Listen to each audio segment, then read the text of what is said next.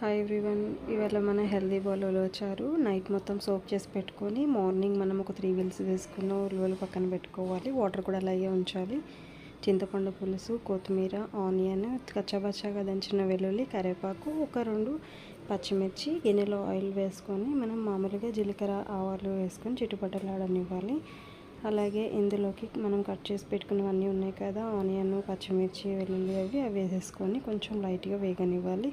ఇందులోకి కొంచెం మనం ఇంగువ కూడా వేసుకొని తిరుమతలోనే వేయించేసుకోవాలి. ఇందులోకి మనం చింతపండు పులుసులోకి పసుపు, కారము, ఉప్పు, కొంచెం ధనియాల పొడి, అలాగే కొంచెం రసం పౌడర్ కూడా వేసుకొని లమ్స్ లేకుండా చింతపండు పులుసులోనే మనం బాగా మిక్స్ చేసేసుకోవాలన్నమాట. మిక్స్ చేసేసుకొని ఇది మనం పోపులోకి వేసేసుకోవాలి.